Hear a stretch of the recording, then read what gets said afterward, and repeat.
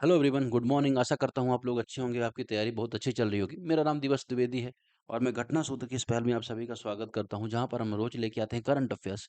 ऐसे current affairs जो UPSC के प्रीलिम्स का एग्जाम हो चाहे मेंस का एग्जाम हो, दोनों के लिए बहुत इंपॉर्टेंट होते हैं। और वेरियस जो न्यूज़पेपर हैं जो एग्जाम्स के लिए इंपॉर्टेंट है, चाहे द हिंदू की बात करें, चाहे इंडियन एक्सप्रेस की बात करें, द टाइम्स ऑफ इंडिया की बात करें, पीआईबी की बात करें, वहाँ से हम ऐसे आर्टिकल कवर करने का प्रयास करते हैं और इसे आसान भाषा में, हिंदी भाषा में और ये मिक्स भाषा में उससे डिस्कस करने का यहाँ पे प्रयास करते हैं। तो आज 12 जून है और देखते हैं कौन-कौन से आर्टिकल हैं, खास तौर पे मेंस ओरिएंटेड।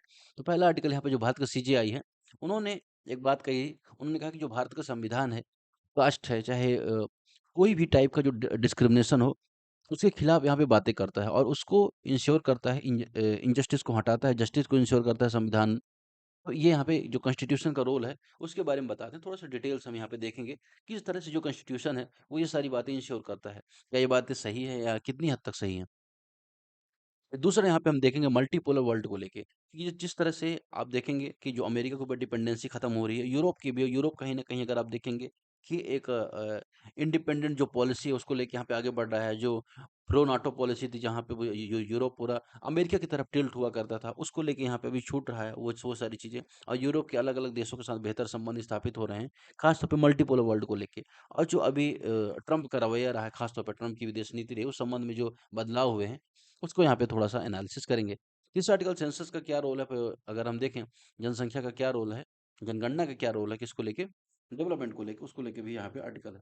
तो अभी क्या हुआ कि जून 2025 में यहाँ पे ऑक्सफोर्ड यूनियन में एक स्पीच था, जो भारत के सीजेआई हैं बी आर गवई। उन्होंने कहा कि जो भारत का संविधान है, इंडियन कॉन्स्टिट्यूशन है, वो चाहे कास्ट हो, कास्ट डिस्क्रिमिनेशन हो, चाहे पॉवर्टी हो और चाहे इनजस्टिस हो, अन्याय हो, उसको लेके ऐसा नहीं रहता है कि रिलक्टेंट रहता है, उसको ख़त्म करने की बात करता है, उसको हटाने की बात करता है। और उसका एक सोशल एक एक एक तरह से आप कह सकते हैं कि वो सोशल डिक्लेरेशन है, सामाजिक घोषणा पत्र है संविधान। तो संविधान बात करता है कि समानता सुनिश्चित की जाए, न्याय सुनिश्चित किया जाए।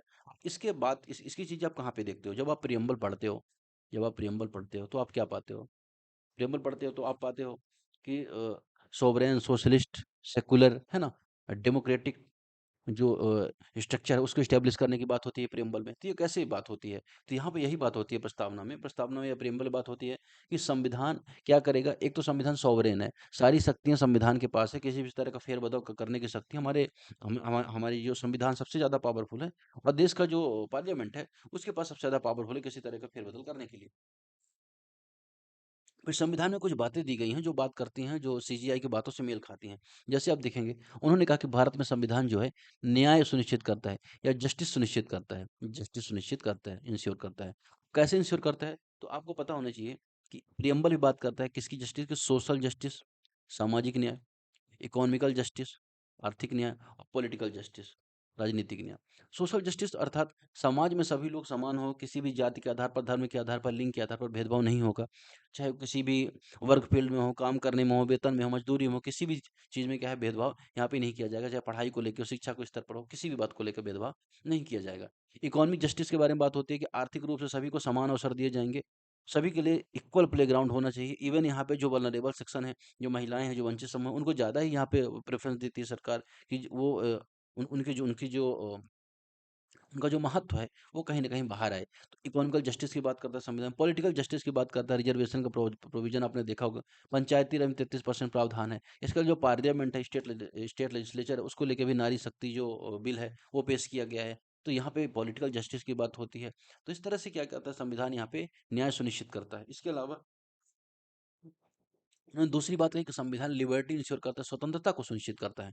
अब क्या ये बात सही है? कितनी हद तक सही है? तो आपने जब प्रियम्बल में पढ़ा तो आपने देखा कि संविधान में 5 तरह की स्वतंत्रता की बात होती है, 5 टाइप्स की। विचार, थॉट्स, आप अपने विचार को अभिव्यक्त कर सकते हैं, आप अपने जो थॉट्स हैं उसको एक्सप्रेस कर सकते हैं। Freedom of speech and expression की बात होती है। तो विचार है, एक्सप्रेशन है, अभिव्यक्ति जिसके बारे में बात करें, अभिव्यक्त कर सकते हैं। इसके अलावा विश्वास, आप किसी भी धर्म को अपना सकते हैं, किसी भी पंथ को अपना सकते हैं। उसकी जो पूजा पद्धति है, उसकी जो उपासना पद्धति है, वो सारी चीज़ें आप अपना सकते हैं।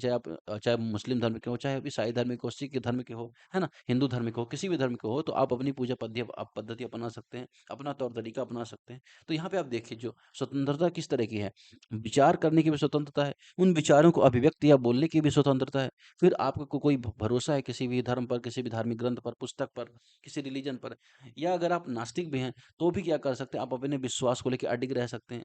अगर आप आस्तिक हैं या किसी धर्म को मानते हैं तो उस हिसाब से आप पूजा पद्धति सारी चीजें कर सकते हैं। तो यहाँ पे स्वतंत्रता की बात इस तरह से संविधान करता है। फिर तीसरा यहाँ पे समानता की बात उन्होंने, जस्टिस ने कहा कि जो भारत है, भारत का संविधान इक्वलिटी की बात करता है, इक्वलिटी की बात करता है, समानता की बात करता है। अब समानता की बात कैसे करता है, तो आपने देखा होगा कि आर्टिकल 14 के बारे में आपने सुना होगा, विधि के समक्ष समानता, इक्वलिटी बिफोर लॉ और इक्वल प्रोटेक्शन ऑफ लॉ। विधि के समक्ष समानता, विधि का समान संरक्षण, उसकी बात करता है। इसके अलावा इक्वल अपॉर्चुनिटी की बात करता है, समान अवसर की बात करता है। आप देखते हैं समान अवसर, आप किसी भी फॉर्म को लेके आप देखें तो ऐसा नहीं रहता किसी फॉर्म में ना कि इसमें महिलाएं अप्लाई नहीं कर सकती। हालांकि कुछ सेना या कुछ अलग अलग फील्ड थे जिनमें अभी हाल में परमिशन दी गई है, लेकिन आप देखें किसी भी, चाहे जॉब हो, प्राइवेट हो, पब्लिक हो, जो पब्लिक सेक्टर या गवर्नमेंट जॉब हो, हर जगह आप देखेंगे समान अवसर हैं। सभी महिलाएं हो चाहे पुरुष हो, वहाँ पे अप्लाई कर सकते हैं, वहाँ पे जॉब पा सकते हैं। तो इक्वलिटी की बात यहाँ पे संविधान में होती है। इसके अलावा फ्रेटर्निटी की बात करते हैं, उन्होंने कहा कि बंधुत्व की बात करता है संविधान। तो बंधुत्व की बात कैसे करता है, जो इंडिविजुअल लिबर्टी है उसको इंश्योर करता है, या साथ ही साथ नेशन की जो इंटीग्रिटी है उसको भी यहाँ पे ध्यान रखता है। अब उसको लेके यहाँ पे कुछ आर्टिकल यहाँ पे सपोर्ट में होते हैं। ये जो सारे स्टेटमेंट उनके आए, उनको लेके कुछ यहाँ पे आर्टिकल मैं यहाँ पे आपको यहाँ पे बताता हूँ कि किस तरह संविधान क्या करता है, इन सारी बातों को इंश्योर करता है, इन सारी बातों को इंश्योर करता है जिसके बारे में सीजीआई ने कहा। अब आर्टिकल 14 है। आर्टिकल 14 के बारे में आपने सुना होगा। आर्टिकल 14 क्या कहता है कि भारत के क्षेत्र में या भारत का जो रीजन है उसमें किसी भी व्यक्ति को, किसी भी पर्सन को लॉ के सामने इक्वल ही ट्रीट किया जाएगा, और उससे उससे वंचित नहीं रखा जाएगा। मतलब ऐसा नहीं किया जा सकता कि किसी को, कोई अमीर है तो उसके लिए अलग कानून हो, गरीब हो अलग कानून हो, सभी के लिए समान कानून है। तो इसकी बात करता है यहाँ पे क्या, संविधान बात करता है, आर्टिकल 14 बात करता है। और इसके संबंध में एक केस भी देखने को मिलता है। केस आपने सुना होगा, मनु शर्मा बनाम पंजाब राज्य। मनु शर्मा केस यहाँ पे मिलता है, जहाँ पे वीआईपी कल्चर खत्म करने की बात होती है। फिर दूसरा, आप आर्टिकल 15 के बारे में आप देखते होंगे। आर्टिकल 15, आर्टिकल 15, आर्टिकल 15 क्या बात करता है, आर्टिकल 15 यही बात करता है। इसको मैं इरेज कर देता हूँ। आर्टिकल 15 बात करता है कि धर्म, जाति, लिंग, जन्म स्थान के आधार पर भेदभाव का निषेध करने की बात करता है। अर्थात किसी व्यक्ति को उसके धर्म के आधार पर, कास्ट के आधार पर, कास्ट के बेसिस पर, जेंडर के बेसिस पर, अगर वो कहीं पे बर्थ प्लेस, उसका जन्म स्थान कोई और है, इसके आधार पर उससे क्या है, भेदभाव नहीं किया जाएगा। तो यहाँ पे राज्य क्या करता है, किसी के साथ भेदभाव नहीं करता है। अगर आपका जन्म गाँव में हुआ, किसी राज्य में हुआ, किसी शहर में हुआ, तो स्टेट या जो अथॉरिटीज है वो आपसे भेदभाव नहीं करेंगे। ये बात यहाँ पे करता है। और इस संदर्भ में हालांकि सरकार और भी प्रोविजन करती है, जैसे आपने देखा होगा आर्टिकल 15(3) के बारे में आपने सुना होगा। तो आर्टिकल 15(3) और 15(4) क्या है, यहाँ पे राज्य बात करता है कि जो पिछड़ा वर्ग है, बैकवर्ड क्लास है, ओबीसी है, इसके अलावा जो एससी एसटी, जो महिलाएं हैं, उनको यहाँ पे रिजर्वेशन का प्रोविजन करता है राज्य, स्टेट, कि इनको क्या है, यहाँ पे रिजर्वेशन का लाभ मिलेगा, उनको यहाँ पे आरक्षण का लाभ मिलेगा। इस संबंध में आप देखेंगे कि जो इंदिरा साहनी बनाम केस है, इंदिरा साहनी केस, उसमें सुप्रीम कोर्ट ने यह कहा कि देखिए आरक्षण का लाभ 50% के आसपास, 50% के अंदर ही होना चाहिए, 50% से ज़्यादा नहीं होना चाहिए। तो कहीं न कहीं जो 50% की जो लिमिट लगाई, वो क्यों लगाई? कि संविधान क्या जानता है कि बहुत सारे लोग वल्नरेबल हैं, बहुत सारे लोग वीकर सेक्शन से आते हैं, और उनको यहाँ पे अगर आप उनको इक्वल अपॉर्चुनिटी देते हैं तो उनके लिए रिजर्वेशन का प्रावधान यहाँ पे ज़रूरी हो जाता है। उसके बारे में यहाँ पे आर्टिकल बात करता है। फिर उसके अलावा आर्टिकल 16, 3, 4, 5 के बारे में आपने सुना होगा। महिलाओं के संबंध में आरक्षण, रोजगार में, नौकरियों में। फिर इसके अलावा जो एस सी एस टी उनको यहाँ पे आरक्षण, ओबीसी उनको आरक्षण, ईडब्ल्यूएस। तो इस तरह से अगर आप देखेंगे तो यहाँ पे सार्वजनिक नियुक्ति, जो पब्लिक अपॉइंटमेंट है, वहाँ पर भी रिजर्वेशन की बात होती है, कि ताकि इक्वल अपॉर्चुनिटी सभी को मिल सके। इसके संबंध में के नागराजन केस भी में आपको देखा होगा, के एम नागराज केस बनाम भारत सरकार। यहाँ पे बात होती है कि प्रमोशन में आरक्षण के संबंध में बात होती है, कि अर्थ, कि सिर्फ अपॉइंटमेंट पे नहीं बल्कि प्रमोशन में भी रिजर्वेशन मिलेगा, जिससे हर एक लेवल पर, ऑफिशियल लेवल हो चाहे ग्राउंड लेवल पर हो, जो भी कर्मचारी हैं, अधिकारी हैं, तो वहाँ पे सभी को इक्वल अपॉर्चुनिटी यहाँ पे मिल पाए। तो ये जो केस 2006 में के एम नागराज बनाम भारत संघ केस यहाँ पे देखने को मिलता है। इस तरह से आर्टिकल 17 आप देख रहे होंगे कि जो अनटचेबिलिटी उसको हटाने की बात करता है। आर्टिकल 21 बात करता है। ये सारी चीजें हमने थोड़ा सा यहाँ पे देखी, हालांकि बहुत सारे चैलेंजेस भी दिखाई देते हैं। ट्रांसजेंडर को लेके जो प्रॉपर जो प्रोविज़न वो दिखाई नहीं देते हैं। इसके अलावा अगर आप देखेंगे कि न्याय तो है लेकिन न्याय तक पहुँच सुनिश्चित नहीं हो पाती। सुप्रीम कोर्ट ने हाई कोर्ट में कितने सारे मामले पेंडिंग चलते हैं। तो कहीं न कहीं आप देखेंगे कि तो ये सारी चीज़ें कहीं न कहीं इसके से संबंध में चैलेंज क्रिएट करती हैं। उनके बारे में हमने थोड़ा-सा यहाँ पे देखा। अब आगे बात करते हैं अगले आर्टिकल की। तो अगला आर्टिकल क्या कहना चाहता है कि वैश्विक जो इस टाइम पे जियोपॉलिटिक्स में देखो, तो इसमें इस टाइम पे तनाव देखने को मिल रहा है। भारत की यूरोप के साथ जो पार्टनरशिप है, तो मल्टीलेटरल कोऑपरेशन की बात हो रही है, इकोनॉमिकल कोऑपरेशन की बात हो रही है, स्ट्रेटेजिक कोऑपरेशन की बात हो रही है। इस संबंध में आप देखेंगे यूरोप का जो रोल है, यूरोप की जो भूमिका है निकल के सामने आ रही है। तो यहाँ पे इस कंटेक्स्ट को आर्टिकल में यहाँ पे रखा गया है। क्यों यहाँ पे इंपॉर्टेंट है? क्योंकि देखिए भारत हो चाहे यूरोप हो, दोनों लोकतांत्रिक वैल्यू हैं, मतलब डेमोक्रेटिक जो वैल्यूज होती हैं, मल्टीलेटरल कोऑपरेशन होता है या रणनीतिक स्वतंत्रता, स्ट्रेटेजिक जो इंडिपेंडेंस है, इन तीनों की भूमिका यहाँ पे निभाते हैं और इन तीनों के बारे में ही यहाँ पे बातें करते हैं। अगर हम भारत के बारे में बात करें तो भारत करता है किसकी? स्ट्रैटेजिक इकोनॉमी की, रणनीतिक स्वतंत्रता की, स्ट्रैटेजिक इकोनॉमी की बात करता है। भारत कहता है कि भारत, रूस, अमेरिका, ईरान, यूरोप सभी स्वतंत्र रूप से भारत संबंध यहाँ पे रखते हैं। आपने देखा होगा कि रूस यूक्रेन का वार हुआ तो भारत ने रूस के साथ बेहतर संबंध बना के रखे, यूक्रेन के साथ भी बना के रखे। फिर आप इजराइल पैलेस्टीन के मामले में भी देखते हैं, ईरान के संबंध में भी देखते हैं कि ईरान से भी बेहतर संबंध रखता है, यूएस से भी बेहतर संबंध रखता है। तो भारत की स्ट्रेटेजिक इकोनॉमी की बात करता है और वही यहाँ पे यूरोप भी स्ट्रेटेजिक इकोनॉमी इकोनॉमी की बात कर रहा है। इसके अलावा वॉइस ऑफ साउथ ग्लोबल की बात कर रहा है इंडिया। इंडिया किस तरह से आप देखेंगे जो मल्टीपोलर वर्ल्ड को उसको प्रमोट कर रहा है, वॉइस ऑफ साउथ ग्लोबल। दक्षिण देश जो खासतौर पे जो कॉलोनिज्म में किसी न किसी चीज का शिकार रहे हैं, उनको लेके भारत एक लीडर की भूमिका निभाता है और वैश्विक जो मंच है बड़े बड़े, चाहे वर्ल्ड इकोनॉमिक फोरम हो, चाहे आप देखें वर्ल्ड बैंक हो, आईएमएफ हो, हर जगह भारत बात करता है उनकी। और उनका जो प्रतिनिधित्व, उनका जो रिप्रेजेंटेशन है उसको बढ़ाने की यहाँ पे बात करता है। इसके अलावा भारत, इतना ही नहीं, भारत आप देखेंगे फोर्थ लार्जेस्ट इकोनॉमी है। और चाहे यूपीआई हो, चाहे कोविन हो, मतलब कि कोविड टाइम पे आप देखें वैक्सीनेशन की जो समस्या है, उसके लेके भारत जिस तरह से मदद की है, तो भारत यहाँ पे दिखाई देता है कि भारत क्या कर रहा है कि ना तो किसी की तरफ झुका हुआ है, ना तो किसी के फॉरेन पॉलिसी के संबंध में आप देखेंगे भारत यहाँ पे अपनी फॉरेन पॉलिसी अपनाता है, अपने स्ट्रेटेजिक इंटरेस्ट अपनाने की यहाँ पे बात करता है। उस संबंध में यहाँ पे सारी चीज़ें हमने यहाँ पे देखी। आगे हम बात करेंगे। अब यूरोप के बारे में देखें तो यूरोप में कहीं न कहीं नॉर्मेटिव पावर है। यूरोप में डेमोक्रेसी है, ह्यूमन राइट्स है, एनवायरनमेंट सिक्योरिटी है, डिजिटल जो सिक्योरिटी है, इन संबंध में यूरोप यहाँ पे बढ़ावा दे रहा है। जीडीपीआर जैसे कानून है यहाँ पे यूरोप में पास हो रहे हैं। तो ये भी स्टैटिक सॉवरेनिटी की बात कर रहा है। इसके अलावा रेगुलेटरी जो पावर है यहाँ पे आप देखेंगे यूरोप, सिर्फ इतना ही नहीं, अगर आप देखें जो इंडो पैसिफिक रीजन है, वहाँ पे आप देखें यूरोप की प्रेजेंस यहाँ पे देखने को मिल रही है। चाहे फ्रांस का देखें आप, फ्रांस का एक आइलैंड है, रियूनियन आइलैंड, वहाँ पर आप देखेंगे जो इंडो पैसिफिक रीजन है, अगर आप ये इंडिया का मैप है ना, ये आपने देखा होगा। और ये वाला पूरा इंडो पैसिफिक रीजन कहलाता है, यहाँ पे हिंद महासागर है ये, और यहाँ पे प्रशांत महासागर है। इस पूरे रीजन में जो फ्रांस का यूनियन आइलैंड है उसके सब भारत यहाँ पे बेहतर सहयोग करता है और इंडो पैसिफिक रीजन में फ्री ट्रेड हो पाए, फ्री नेवल मूवमेंट हो पाए, उस संबंध में यहाँ पे यूरोप यहाँ से भारत से सहयोग की बात करता है और भारत के साथ बेहतर संबंध बनाता है। तो ये सारे जो पॉइंट्स थे हमको मेंस के लिए इंपॉर्टेंट थे, यहाँ पे हमने थोड़ा सा देखा। अब इस संबंध में भारत देखेंगे, भारत फ्री ट्रेड एग्रीमेंट की बात करता है। Various type cooperation initiative Bharat ने यहाँ पे यूरोप के साथ चला रखे हैं। इस संबंध में ये आर्टिकल था जिसको हमने थोड़ा सा यहाँ पे देखा। अगला आर्टिकल बात करते हैं भारत की आर्थिक वृद्धि में जनगणना या सेंसस 2027, उसका क्या यहाँ पे रोल है उसके बारे में यहाँ पे बात करता है। अब देखिए क्या होता है कि जो सेंसस होता है, अगर ऐसे क्वेश्चन बना कि जो जनगणना है उसका जो रोल है डेवलपमेंट में आप बताइए, उसका रोल है ग्रोथ में आप बताइए यूपीएससी कंटेक्स्ट में। तो यहाँ पे आप देख सकते हैं कि जो जो सेंसस है, किसी देश की जो जनसंख्या है, किसी देश की जो संरचना स्ट्रक्चर है, जो डिस्ट्रीब्यूशन है, उन सबका साइंटिफिक मेजरमेंट है। अगर आप देखेंगे एक देश में कितने प्रकार के लोग रहते हैं, कितनी जातियाँ रहती हैं, कितनी जनसंख्या, कितनी महिलाओं की जनसंख्या है, लिंगानुपात क्या है, इन सबका जो साइंटिफिक डाटा है वो हर एक देश के पास होना आवश्यक होता है। क्योंकि सरकार को वेरियस टाइप की स्कीम्स यहाँ पे इम्प्लीमेंट करनी होती हैं और उनका असेसमेंट करना होता है कि सच में उनका लाभ मिल पाया, नहीं मिल पाया। अब बिना सेंसस की ये सारी जानकारी यहाँ पे नहीं मिल पाती। अब अगर हम बात करें यहाँ पर कि इसका योगदान क्या होता है, रोल क्या होता है, अगर हम बात करें सेंसस का रोल क्या होता है, एक तो क्या होता है, क्लियर कट डाटा हमको मिल पाता है, सटीक डाटा, सटीक डाटा यहाँ पे हमको मिल पाता है। अब हम बहुत सारी स्कीम चलाते हैं, जैसे पोषण अभियान के बारे में आपने सुना होगा, पब्लिक डिस्ट्रीब्यूशन स्कीम के बारे में आपने सुना होगा, प्रधानमंत्री आवास योजना के बारे में सुना होगा। अब अगर हमारे पास डाटा, तो हमें ये पता चल पाता है कि हमने कितने लोगों को यहाँ पे लाभ दिया है, कितने लोगों को लाभ नहीं मिल पाया है, तो उन लोगों को लाभ देने की यहाँ पे बात होती है। इसके अलावा जो अर्बनाइजेशन के जो चैलेंजेस, शहरीकरण की समस्या, अब किसी शहर को पता नहीं कि उनके पास कितनी जनसंख्या है, लगातार वो लाखों लोग आ रहे हैं, हजारों लोग जा रहे हैं, तो कितनी जनसंख्या उनके यहाँ पे वास्तव में है और उस जनसंख्या के हिसाब से कौन सी स्कीम फायदेमंद रहेगी, कैसे ज़्यादा से ज़्यादा लोगों को बेनिफिट मिल जाएगा, ये कैसे पता चलेगा जब किसी देश के पास, किसी राज्य के पास या किसी शहर के पास उसके आंकड़े हो, उसके सेंसस हो। इसलिए सेंसस का रोल यहाँ पे इंपॉर्टेंस हो जाता है।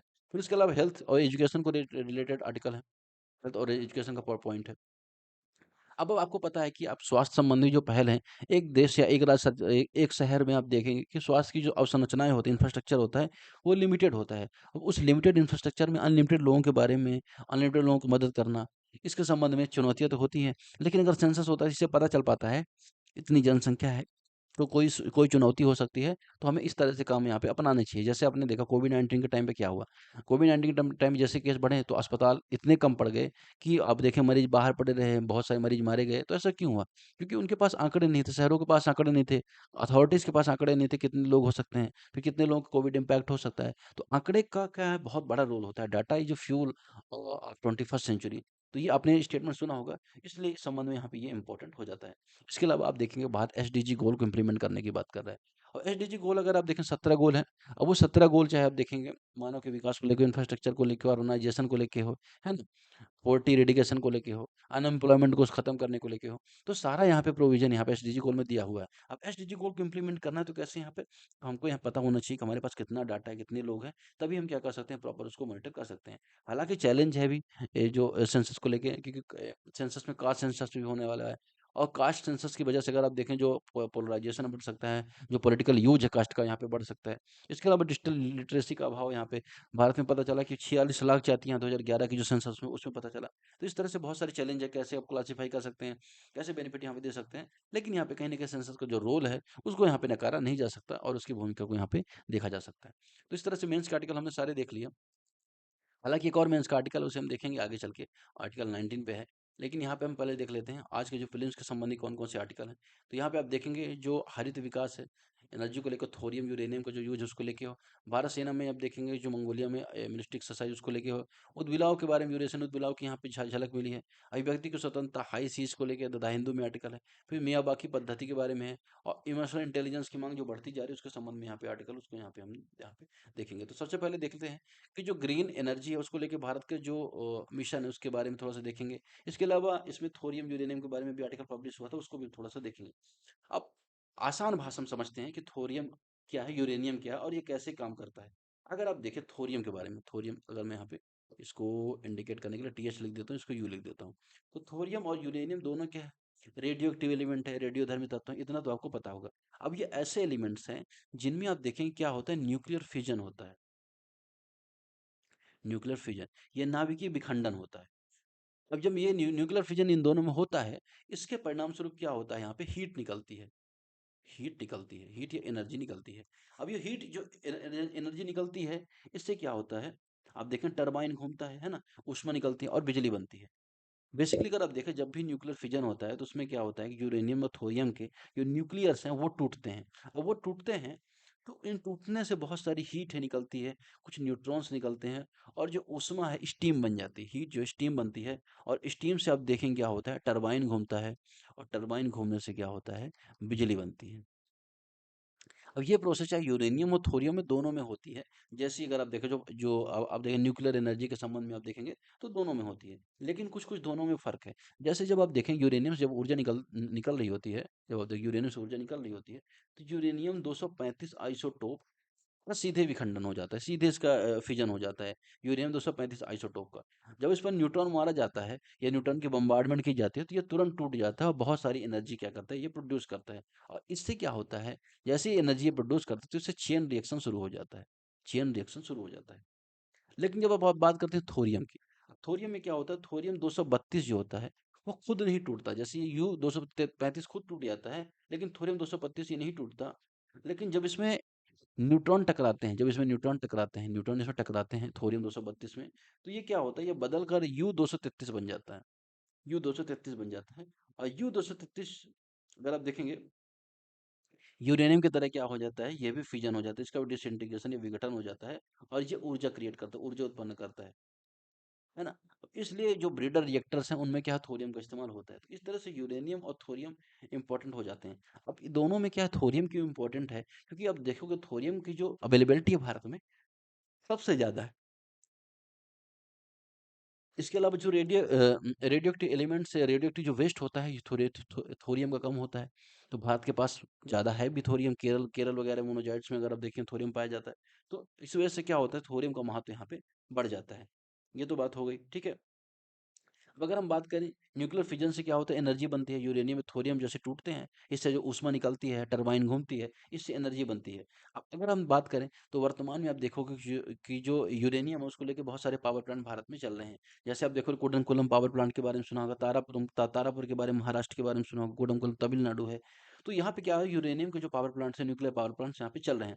और इसके लिए भारत क्या करता है, यूरेनियम इंपोर्ट करता है कहाँ से, कजाकिस्तान से इंपोर्ट करता है, रूस से इंपोर्ट करता है, कनाडा से इंपोर्ट करता है। लेकिन जब जब से थोरियम के बारे में बात होने लगी, तो यहाँ पे कहीं न कहीं एक तरह से उम्मीद है कि विश्व के अगर जो सबसे बड़े, अगर हम बात करें जो भंडार हैं या सोर्सेस हैं थोरियम के, भारत के पास है लगभग 25% के आसपास जो ग्लोबल थोरियम है, वो भारत के केरल के जो कोस्ट वाले रीजन है, उनमें यहाँ पे देखने को मिलता है। लेकिन थोरियम डायरेक्ट टूटता नहीं है, फ्यूजन उसका नहीं होता है, इसलिए कि अगर देखें तो उसको ब्रीडर रिएक्टर के थ्रू यूरेनियम 235 में बदलना पड़ता है। अब ये सारी चैलेंजेज आपको पता थे, साइंटिस्ट को पहले ही पता थे, तो उन्होंने क्या किया था, उन्होंने 3 स्टेज का, अगर हम देखें, न्यूक्लियर प्रोग्राम बनाया था।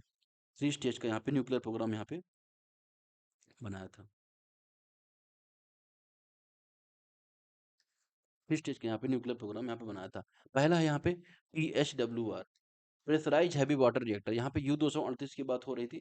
तो यहाँ पे बात हो रही थी कि यूरेनियम का उपयोग किया जाएगा इस स्टेज में सबसे पहले। प्रेशराइज्ड हैवी वाटर के थ्रू यहाँ पे क्या किया जाएगा, जो एनर्जी उसको यहाँ पे बनाया जाएगा। फिर दूसरा बात होती है फास्ट ब्रीडर रिएक्टर की बात होती है। यूरे इसमें प्लूटोनियम 239 की बात होती है। प्लूटोनियम 239 की बात होती है फास्ट ब्रीडर रिएक्टर में। इसके बाद बात होती है किसकी, थर्ड स्टेज में AHWR या एडवांस हैवी वाटर रिएक्टर की। इसमें ये बात थी कि U-233 है या थोरियम 232 है। देखिए थोरियम को अगर आप देखें, जो न्यूटन की बम्बार्डमेंट होती है, उसके बाद U-233 में वो चेंज हो जाता है ना? इसके थ्रू यहाँ पे बात होती है कि जो एडवांस हैवी वाटर रिएक्टर है, उसके थ्रू यहाँ पे तीसरे स्टेज में यहाँ पे थोरियम आधारित ऊर्जा उत्पन्न करने की बात होती थी। और अगर ऐसा हो जाता है तो भारत जो सेल्फ रिलायंस को प्राप्त कर लेगा, खासतौर पे जो एनर्जी है उसको लेके। और जो एनर्जी को लेके जो सबसे बड़ा चैलेंज चल रहा है, एनर्जी की जो कमी यहाँ पे देखने को मिल रही है और आगे जो लगातार डिमांड बढ़ने की बात है, उसको यहाँ पे मिल पाएगी। इस तरह से ये आर्टिकल हमने यहाँ पर देख लिया। आगे हम बात करेंगे, अगला आर्टिकल यहाँ पे बात करेंगे इसके बारे में, भारत सेना में सेना दल खानकश बहुराष्ट्रीय सैन्य अभ्यास मंगोलिया पहुंचा। तो आपको पता है कि जो भारत के और किसके बीच, मंगोलिया के बीच जो सैन्य एक्सरसाइज हर बार होती है, और इस संबंध में अगर आप देखें तो भारतीय सेना वहां पे इस बार पहुंच चुकी है, और सैन्य अभ्यास वहां पे होने की संभावना यहाँ पे दिख रही है, और सैन्य अभ्यास वहां पे होगी, इस संबंध में आर्टिकल आया था। तो इसमें कोई बहुत ज्यादा इंपॉर्टेंट नहीं है, मंगोलिया की लोकेशन थोड़ा सा इंपॉर्टेंट हो जाती है, मैंने आपको पहले ही बताया था, कल भी आर्टिकल आया था कि अगर ये चाइना है और यहाँ पे क्या है, रूस है, तो यहाँ पे मंगोलिया जो लैंड लॉर्ड कंट्री है, एशिया का सबसे बड़ा लैंडलॉर्ड कंट्री है, और इसके संबंध में यहाँ पे बात हो रही है। ठीक है, तो खान क्वेस्ट इसको बहुराष्ट्रीय, अगर आप देखें बहुराष्ट्रीय सैन्य अभ्यास यहाँ पे भाग लेगा, जिसमें इसका उद्देश्य UN जो चार्टर है उसके जो सेवंथ जो आर्टिकल है, सेवन पार्ट है, उसमें अगर आप देखें जो शांति स्थापना करने की बात हो रही है, इस संबंध में भारत यहाँ पे भाग लेगा। पहली बार अमेरिका और मंगोलिया के बीच द्विपक्षीय सैन्य अभ्यास हुआ था, खान क्वेस्ट। फिर 2006 में भी इस तरह के सैन्य अभ्यास हुए। भारत की भागीदारी का संबंध देखें तो 40 सदस्यीय जो कुमायूं रेजिमेंट है जवान यहाँ पे इस बार गए हैं, और यहाँ पे सैन्य अभ्यास होने की संभावना यहाँ पे है।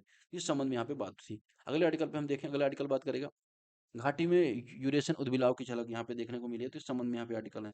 तो क्या आर्टिकल है, अगर आप देखेंगे, आर्टिकल कह रहा है कि 25 से 30 वर्षों के बाद अगर आप देखें, लंबे अंतराल के बाद जो दक्षिण कश्मीर है, उसमें अनंतनाग जिले में लिद्दर नदी, लिद्दर जो नदी है, वहां पर यूरेशियन उद्बिलाव यहाँ पे प्राप्त हो रहा है। इसका जो साइंटिफिक नाम है क्या, लूथरा लूथरा है, इसके बारे में यहाँ पे आप देख सकते हैं। अभी अगर हम बात करें, इसमें पहले घाटी से विलुप्त माना जा रहा है, ऐसा माना जा रहा था कि यहाँ पे नहीं है ना, ओटर की बात कर रहे हैं, है ना? ये चीज आपको यहाँ पे याद रखनी है। टाइप ऑफ वेरियस टाइप का ओटर होता है, जैसे सी ओटर होता है, यूरेशियन ओटर होता है, जायंट ऑफ ओटर होते हैं, तो वेरियस टाइप का अगर देखें तो 12 के आसपास टाइप के ओटर होते हैं। और यहाँ पर कौन सा ओटर मिला है आपको, यहाँ पर थोड़ा सा यूरेशियन, है ना, इसके बारे में बात हो, तो इसका अगर हम देखें थोड़ा, आयुसियन स्टेटस क्या है, आयुसियन स्टेटस क्या है, नियर थ्रेटन है, और ये अर्ध जलीय स्तनधारी, मतलब मेमल है, लेकिन अगर आप देखें पानी में पाया जाता है, लेकिन स्थल में भी चल सकता है। ठीक है, मुख्यतः अगर आप बात करें जो मछलियों पर है, इसके अलावा जो वाटर में जो जीव होते हैं उस पर यहाँ पे निर्भर रहता है। ऐसा माना जा रहा था कि 20 से 25 साल पहले विलुप्त हो गया था, लेकिन ये जम्मू कश्मीर में फिर से पाया गया है। इस संबंध में यहाँ पे आर्टिकल था। फिर अगला आर्टिकल बात व्यक्ति की स्वतंत्रता की, इसे हम लास्ट में डिस्कस करेंगे। सबसे पहले देख लेते हैं हाई सीज के लेके जो यहाँ पे ट्रीटीज, उसके बारे में थोड़ा सा देख लेते हैं। इसके बारे में थोड़ा-सा हम यहाँ पे नया डाल लेते हैं। तो क्या होता है? देखिए हाई सी एक इंटरनेशनल एग्रीमेंट होता है। आपको पता है कि हर एक देश का कोस्टल रीजन होता है ना? हर एक देश का कोस्टल रीजन जैसे भारत का ये हुआ चलिए मान के चलिए एक्सक्लूसिव इकोनॉमिक ज़ोन। अब कोई देश है यहाँ पे उसका ये है, मतलब मालदीव उसका ये हुआ। अब ये वाला रीजन है। अब ये वाला रीजन या तो भारत को बिलॉन्ग करता है, ना तो मालदीव को बिलॉन्ग करता है, ना किसी देश को बिलॉन्ग करता है। तो इस रीजन को हाई सी कहा जाता है। इसमें क्या है, बहुत सारी चीज़ें होती हैं, जीव-जंतु होते हैं, है ना? बायोडायवर्सिटी होती है, उसको कंज़र्व करने के लिए, उसको प्रिज़र्व करने के लिए यहाँ पे बात होती है हाई सी ट्रीटी की। तो हाई सी ट्रीटी एक तरह का एग्रीमेंट है, समुद्र के उस हिस्से की सुरक्षा करता है, जो किसी भी देश के बॉर्डर में नहीं आते। ये क्या करता है, हाई सी ऐसा करता है। अगर हम बात करें यहाँ पर, अब इसको लेके एक क्या संधि है, बीबीएनजे संधि, जो ट्रीटी ऑफ हाई सी को लेके यहाँ पे बात करती है। तो बीबीएनजे जो ट्रीटी है, वो किसके बारे में बात करती है? Biodiversity beyond national jurisdiction. तो नेशनल ज्यूरिडिक्शन की जो बियॉन्ड बायोडायवर्सिटी होती है उसको प्रिजर्व करने की यहाँ पे बात होती है। अब उसके लिए यहाँ पे आर्टिकल था कि भारत ने सितंबर 2024 में बायोडायवर्सिटी जो बियॉन्ड नेशनल ज्यूरिडिक्शन है, बीबीएनजे है, या हाई सी जो ट्रीटी है, उस पर हस्ताक्षर किए थे। परंतु फ्रांस के जो नाइस शहर में हो रहे 2025 का जो यूएन ओशियन सम्मेलन के दौरान इसको रेटिफाई करने की संभावना यहाँ पे कम हुई है। तो भारत ने क्या इसको साइन कर रखा है हाई सिटी को। यहाँ पे रेटिफाई करने की बात हो रही थी कि जो अभी अगर फ्रांस में आप देखेंगे यूएनओसी की जो समिट हो रही है उसमें यहाँ पे बात हो रही है कि शायद भारत यहाँ पे अभी साइन ना करे या इसको भारत अभी रेटिफाई नहीं करेगा। ठीक है, 2024 में भले हमने साइन कर दिया। तो इस संबंध में यहाँ पे थोड़ा सी चर्चा में आ गया। हालांकि इसका महत्व बहुत ज्यादा है कि समुद्र का 60% से ज्यादा अगर आप देखें जो हिस्सा है वो हाई सिटी में, हाई सी एरिया में आता है। बहुत सारी मछलियाँ, कोरल्स है, माइक्रोबायोलॉजी जिन पर किसी का नियंत्रण नहीं होता। और इसकी वजह से अगर आप देखो ओवर फिशिंग होती है, डीप सी माइनिंग होती है, क्लाइमेट चेंज होती है। इससे क्या होता है, जो ओशन की बायोडायवर्सिटी वो खत्म हो रही है। ओशन पर जो रिजर्व उसका जो संरक्षण उसको लेके यहाँ पे बात होती है कि जो संयुक्त राष्ट्र है उनके जो देश है उनको यहाँ पे साथ में आना चाहिए और इसको लेके हाई सिटी को रेटिफाई करना चाहिए। तो यहाँ पे इस संबंध में यहाँ पे आर्टिकल में बात हो रही है। अगले आर्टिकल में बात हो रही है यहाँ पे जापान मियावाकी पद्धति। तो ये अगर आप देखें कि बीपीएससी का आर्टिकल है, इसको यहाँ पे हम नहीं देखेंगे अभी यहाँ पे। हालाँकि मियावाकी जो टेक्निक है जिसमें बहुत ज़्यादा सघन वन लगाए जाते हैं और बात की जाती है कि रैपिड जो अफॉरेस्टेशन की बात होती है इसमें, तो जापान की टेक्निक से मियावाकी पद्धति बोला जाता है उसके संबंध में था। इसको थोड़ा-सा हम यहाँ पे देख लेंगे। अगला आर्टिकल यहाँ पे बात करें किसके बारे में यहाँ पर? वर्ल्ड इकोनॉमिक फोरम का मानना है कि जो ईक्यू है, इमोशनल जो कॉग्निफिकेंस है, उसको भविष्य के कार्यबल के लिए महत्वपूर्ण माना जा रहा है। मतलब ईक्यू, पहले आईक्यू को सबसे ज्यादा इंपॉर्टेंस दिया जा रहा था, लेकिन अभी वर्तमान में ईक्यू को यहाँ पे सबसे ज्यादा इंपॉर्टेंस यहाँ पे दिया जा रहा है कि ईक्यू की यहाँ पे महत्व को बताया जा रहा है। ऐसा माना जाए कि 97% जो कर्मचारी हैं, उनमें यहाँ पे ईक्यू की आवश्यकता होती है। ईक्यू क्या होता है, अगर हम जीएस 4 में आर्टिकल संबंध में देखें, तो देखिए भावनात्मक बुद्धिमत्ता जिसे बोलते हैं, उसका मतलब क्या है, किसी और की भावनाओं को समझने की क्षमता, किसी और के मन में क्या चल रहा है उसको जानने की क्षमता और उसकी प्रॉब्लम को समझने की क्षमता। तो ये एक तरह से अगर आप देखें, एक तरह से एक आर्ट है, या एक तरह से आप कह सकते हैं कि एक हमारा इसके लिए कुछ भी आप कह सकते हैं कि हाँ ये हमारे पास होनी चाहिए। जिससे क्या कर सकते हैं, जिससे हम बेहतर जो सामाजिक संबंध को हम यहाँ पे स्टैब्लिश कर सकते हैं। अब इसके माध्यम से क्या होता है, व्यक्ति किसी की भावनाओं को समझता है, नियंत्रित करता है, बल्कि खुद की भी भावनाओं को समझता है, उसको भी कंट्रोल करने का यहाँ पे प्रयास करता है। अब ये सारी चीजें अगर होती है ना, तो अब जो टीम वर्क होता है, जो लीडरशिप होती है, जो प्रॉब्लम रिजोल्यूशन होता है, उसकी जो प्रोसेस होती है बहुत ज़्यादा बेहतर हो जाती है। इस संबंध में यहाँ पे बात कर रहा है कि आगे चल के ऐसा होगा, जो गूगल है, माइक्रोसॉफ्ट जैसी कंपनियां हैं, अभी से आप देखें जो ईक्यू को लेके ज़्यादा इंपॉर्टेंस यहाँ पे दे रही हैं। और आगे चल के ऐसी संभावना हो सकती है जो ईक्यू है उनको यहाँ पे ज़्यादा महत्व दिया जाए कंपेरेटिव आईक्यू। ईक्यू आईक्यू में अंतर ये होता है कि ईक्यू क्या होता है, इमोशनली जो हमारी सोशल स्किल उसको मेजर करता है, लेकिन आईक्यू क्या होता है, जो रेशनली और एनालिसिस जो हमारी स्किल होती है उसको मेजर करता है।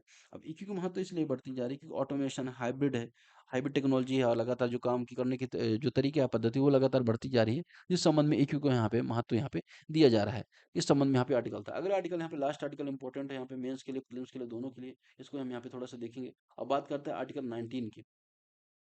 इसको लेके क्या आर्टिकल था, थोड़ा सा यहाँ पे देखेंगे। Give me a second. इसको लेके आर्टिकल ये था, एक एडिटोरियल पब्लिश हुआ, उसमें ये कहता है कि जो अभिव्यक्ति की स्वतंत्रता है या freedom of speech and expression है, उसमें बहुत सारी असंगतियां हैं। ऐसा क्यों बोला है कि हाल में सोशल मीडिया की जो पोस्ट में बताया गया कि कई गिरफ्तारियां हुई हैं जो आर्टिकल 19(1)(a) के संबंध में हुई है ना। तो इस संबंध में जो आर्टिकल 19 है वो चर्चा में आ गया। अब हम बात करें आर्टिकल 19 है क्या। आपको पता है कि भारतीय संविधान में भाग 3 है। अब भारतीय भाग 3 में क्या फंडामेंटल राइट का प्रोविजन किया गया है। अब फंडामेंटल राइट जो है 12 से 35 तक आर्टिकल में यहाँ पे मेंशन है। 12 से 35 में जो 12 है वो बात करता है स्टेट के बारे में कि स्टेट क्या होगा। 13 बात करता है कि अगर कोई लॉ ऐसा बनता है जो फंडामेंटल राइट कर्व करता है, उसको judiciary null and void declare कर सकती है। और 14 से लेके 35 तक मेनली फंडामेंटल राइट की बात यहाँ पे होती है। अब 14 से 35 की जब आप अगर बात करेंगे तो जो जो आर्टिकल 14 है, 14 टू 18 बात होती है किसकी, राइट टू इक्वालिटी की, जिसमें आप देखेंगे जो freedom of speech and express, जो यहाँ पे नहीं आता, यहाँ पे बात होती है रूल ऑफ लॉ की बात होती है, कास्ट बेसिस पर डिस्क्रिमिनेशन नहीं होगा, एम्प्लॉयमेंट की बात होती है आर्टिकल 16 में, 17 में बात होती है कि जो अनटचेबल टू खत्म किया जाएगा, और 18 में उपाधियों के अंत की बात होती है। लेकिन 19 से 22 जो आर्टिकल है वो बात करता है freedom of speech and expression की, लाइफ लिबर्टी की बात करता है, और 19 में 19 एक है जो बात करता है freedom of speech and expression की। अब 19 एक क्या बात करता है, 19 एक बोलता है कि 6 तरह की फ्रीडम यहाँ पे हमको मिली हुई है कॉन्स्टिट्यूशन में, और A B C D E F इसके बारे में यहाँ बात करता है, डी ई और एफ। अब अगर हम बात करें एफ के बारे में तो जो एफ है वो बात करता है उसकी संपत्ति के अधिकार की, राइट टू प्रॉपर्टी की बात करें, जिसको बाद में हटा दिया गया 1978 में, और इसको एक लीगल राइट बना दिया गया है। अब 5 ही आर्टिकल इसमें यहाँ पे हैं। पहला है जो बात करता है freedom of speech and expression की बात करता है, आर्टिकल 19 1 ए, जो बात करता है कि बोलने की, लिखने की, पब्लिश करने की जो आज़ादी है यहाँ पे लोगों को होना चाहिए, खासतौर पे लोकतांत्रिक देश में। फिर आर्टिकल 19 बी बात करता है किसके संबंध में, आर्टिकल 19 बी ये कहता है कि 19 बी में किसी भी व्यक्ति को, लोगों को यहाँ पे संगठन बनाने की अपना शक्ति उन्हें यहाँ पे प्राप्त हुई है, खासतौर पे कोई सभा कर सकते हैं, कोई सभा का ऑर्गेनाइज कर सकते हैं। इसके अलावा आर्टिकल सी संघ बनाने की स्वतंत्रता के बारे में बात करता है, आर्टिकल आर्टिकल डी घूमने की स्वतंत्रता के बारे में बात करता है, और आर्टिकल ई कहीं पे बस जाने की स्वतंत्रता के बारे में बात करता है। इस तरह से अगर आप देखें, विचार व्यक्ति की स्वतंत्रता, शांतिपूर्ण सम्मेलन करने की स्वतंत्रता, यूनियन बनाने की स्वतंत्रता 19 सी, डी में कहीं घूमने की स्वतंत्रता, ई में कहीं घर बनाने की स्वतंत्रता यहाँ पे आपको प्राप्त होती है। लेकिन सभी को लेके यहाँ पे बात करता है 19 2 जो है वो बात करता है इन सभी को लेके, यहाँ पे कुछ युक्त युक्त या रीजनेबल रिस्ट्रिक्शन की बात होती है। जैसे अगर आप बात करें सोवरेंटी की बात हो जाए, या नेशन की इंटीग्रिटी के बारे में बात हो जाए, सिक्योरिटी ऑफ स्टेट के बारे में बात हो जाए, फ्रेंडली रिलेशन किसी हमारे देश के साथ है और उनको कोई खराब करने लगे, पब्लिक ऑर्डर को अगर हम देखें वो खराब करने लगे, कंटेंट ऑफ कोर्ट हो, तो यहाँ पे संबंध में आप देखेंगे इनको कर्व किया जा सकता है, आर्टिकल 19(2) को यहाँ पे लिमिट किया जा सकता है, और इस संबंध में बहुत सारे केसेस भी देखने को मिलते हैं। पहला केस सबसे पहले रोमेश थापर बनाम स्टेट ऑफ मद्रास देखने को मिलता है। यहाँ पे बात करता है रोमेश थापर का जो मामला, तो वो बात करता है कि जो आर्टिकल 19 है ना, वो भारत की जो संविधान है उसका क्या है, और जो फ्रीडम ऑफ स्पीच है उसका क्या है, मेरुदंड है, रीढ़ की हड्डी है ना, बैकबोन है। इसके अलावा श्रेया सिंघल का मामला आता है, जिसमें श्रेया सिंघल के मामले में आप देखेंगे जो 66A है उसको अमान्य घोषित किया गया, जो IT एक्ट की धारा थी 2015 में, और उसको यहाँ पे खत्म करने की यहाँ पे बात की गई। फिर केदारनाथ का मामला भी 1962 में पहले ही आ जाता है, जो देशद्रोह के लेके यहाँ पे बात करते हैं। बहुत सारे आर्टिकल यहाँ पे बात करते हैं किस तरह से चीज़ें यहाँ पे मेनली यहाँ पे चर्चा ये होती है कि जो आर्टिकल 19 है कहीं न कहीं प्रेजेंट कॉन्टेक्स्ट में बहुत ज़्यादा चुनौतियों को जूझ रहा है। अब उसमें क्या चुनौती सबसे पहले देखने को मिल रही है, आप यहाँ पे थोड़ा सा नज़र डालें तो आप पाएंगे, एक तो ये है कि फ्रीडम वर्सेस सिक्योरिटी का मामला हो रहा है। ये देखिए फ्रीडम इंपॉर्टेंट है, फ्रीडम ऑफ स्पीच इंपॉर्टेंट है, या नेशन की सिक्योरिटी इंपॉर्टेंट, नेशन की इंटीग्रिटी इंपॉर्टेंट। अब इस चक्कर में अगर कभी कभी ऐसा होता है कि पॉलिटिकल पार्टी के खिलाफ भी कमेंट करना, देश के खिलाफ कमेंट करने के बारे में बात हो जाती है। इस तरह से जो मीम है इन सारी चीज़ों को लेके भी आप देखेंगे बहुत सारी कि सरकार ने स्टेप्स उठा लिए हैं, लोगों को गिरफ्तार कर लिया है। तो यहाँ पे चुनौतियाँ देखने को मिल रही है। फिर ट्विटर, यूट्यूब वगैरह में सेंसरशिप, कंटेंट को हटाना, इस संबंध में IT एक्ट का यहाँ पे मिसयूज होता हुआ दिखाई दे रहा है। फिर पत्रकारिता को लेके आपको पता है कि जो वर्ल्ड प्रेस फ्रीडम इंडेक्स है, उसमें हमारी रैंक हुआ 59th है। उसके बाद आप देखेंगे बहुत सारे पत्रकारों पर राजद्रोह का मामला है, इकोनॉमिकल जो अलग-अलग CBI, ED इन सब की रेड पड़ती है, ये यहाँ पे चैलेंज दिखाई देता है। फिर डिफेमेशन कंटेंट ऑफ कोर्ट का मामला दिखाई देता है, बहुत सारे लोग क्या करते हैं इसका गलत फ़ायदा उठाते हैं, सुप्रीम कोर्ट के जज हैं, जुडिशरीज को लेके नेगेटिव कमेंट करते हैं। फिर LGBTQ को लेके भी अगर आप देखें तो इस संबंध में चुनौती दिखाई देती है। तो ये सारी बातें यहाँ पे दिखाई देती है, बहुत सारे रिसेंटली केस का भी जिक्र है यहाँ पे, जैसे मोहम्मद जुबैर की गिरफ्तारी होती है आर्टिकल 19 में, क्योंकि अगर कोई यहाँ पे टिप्पणी हुई थी सोशल मीडिया को लेके। फिर इसके अलावा राहुल गांधी का मामला था मानहानि केस का। इस तरह से अगर आप देखें फैक्ट चेक यूनिट है एक IT एक्ट की, जो किसी भी गलत सूचना को यहाँ पे देखेंगे सरकार का अधिकार दे देती है कि उसको वहाँ से हटा सकती है। तो ये सारी बातें यहाँ पे थी आर्टिकल 19 एक को लेकर, तो यहाँ पे बात हो रही है कहीं न कहीं उनको बैलेंस बनने की ज़रूरत है। फ्रीडम ऑफ स्पीच को प्रिजर्व करने की आवश्यकता है, साथ ही साथ अगर आप देखेंगे कि जो फंडामेंटल राइट है और नेशन की सिक्योरिटी दोनों को यहाँ पे बैलेंस करने की आवश्यकता इस आर्टिकल में दिखाई देती है। तो आज की आर्टिकल फिलहाल इतना ही है, तब तक के लिए धन्यवाद। आपका दिन शुभ हो।